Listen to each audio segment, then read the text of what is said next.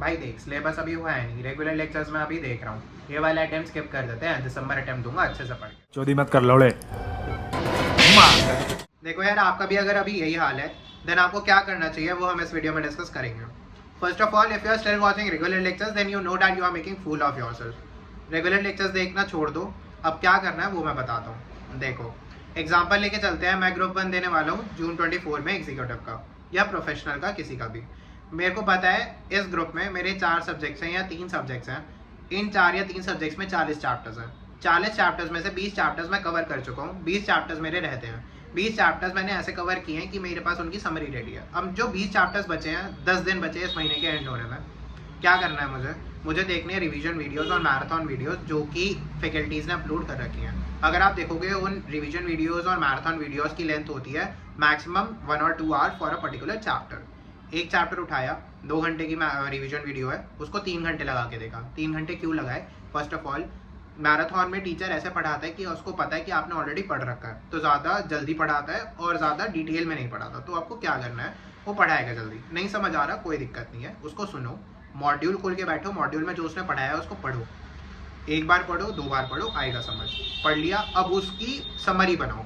आपको technical words उठाने हैं और उसमें से समरी बनाते जानी है। एक टॉपिक, इसकी ये 3 से 4 पॉइंट्स में समरी, दूसरा टॉपिक 3 से 4 पॉइंट्स में समरी, ऐसे बनाते चले जाओ, पूरा चैप्टर कवर हो जाएगा। टॉपिक वाइज दिमाग में स्ट्रक्चर बनेगा कि हाँ पहले ये टॉपिक आता है, देन ये। पेपर जब आएगा, पेपर में क्वेश्चन देखोगे कि हाँ यार ये वाला इस पर्टिकुलर चैप्टर में यहाँ पर ये टॉपिक मेंशन था, इसके ये 3-4 पॉइंट्स है, ऐसे दिमाग में मेमोरी आएगी, तो पेपर में लिखने में आसानी होगी।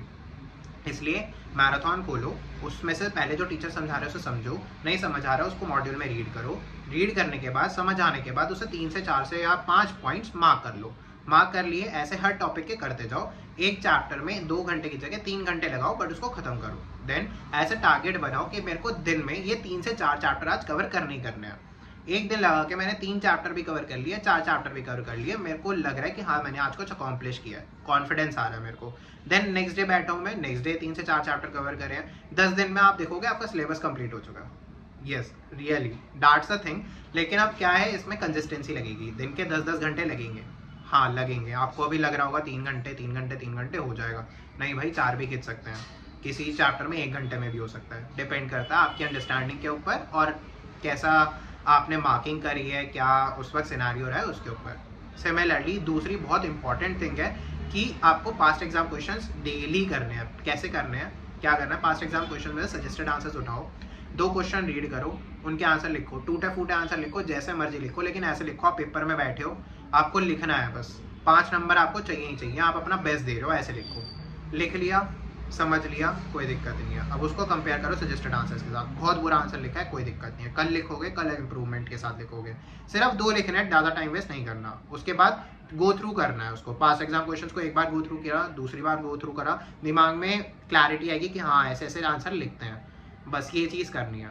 ऐसे पहले सिलेबस कवर करो, सिलेबस कवर हो गया, मैराथन से मॉड्यूल में पढ़ के मार्किंग करके नोट्स नहीं बनाने, नोट्स बना के टाइम वेस्ट नहीं करना, लिखना नहीं है, ना रेगुलर लेक्चर्स देखने हैं। सुनो, समझो, मार्क करो, उसको रिवाइज करो, सुनो, समझो, मार्क करो, रिवाइज करो, दैट्स इट। नाउ अब आप देखोगे 1 महीना रह गया, 4 हफ्ते हैं, 4 हफ्ते में मेरे को रिवीजन कर देनी है सारी। अब क्या करना है, रिवीजन के लिए सबसे पहले शेड्यूल बनाओ। 3 दिन दूंगा एक सब्जेक्ट को, 3 दिन दूंगा कैसे, दिन के आज मेरे को ये फॉर एग्जांपल एक पर्टिकुलर सब्जेक्ट में 20 चैप्टर है, मैक्सिमम मैं लेके चल रहा हूँ 20 चैप्टर्स हैं। 20 चैप्टर्स 3 दिन में कैसे होंगे भाई, मजा आ गया क्या? नहीं भाई, हो जाएंगे। 6 चैप्टर, 6 नहीं तो 7 अकॉर्डिंगली डिवाइड कर लेना, छोटे बड़े जैसे भी हैं। 6 चैप्टर एक दिन में बहुत डुएबल है।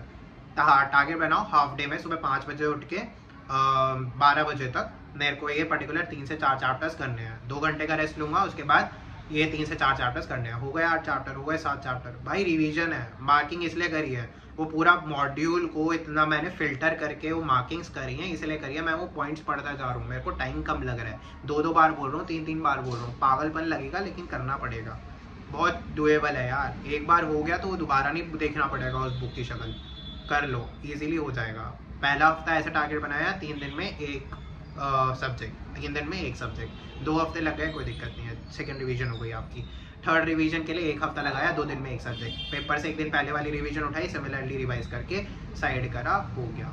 इसमें आप क्या कर रहे हो, रिवाइज भी करते जा रहे हो डेली, आप क्या कर रहे हो, दो आंसर लिखते जा रहे हो, आंसर राइटिंग प्रैक्टिस भी हो रही है। मॉड्यूल से कर रहे हो, टेक्निकल वर्ड्स भी कवर हो रहे हैं, सजेस्टेड आंसर्स देख रहे हो, दिमाग में आंसर लिखने का पैटर्न भी आ रहा है। दैट्स इट, यही करना था भाई, हो जाएगा। Just believe in yourself and all the best.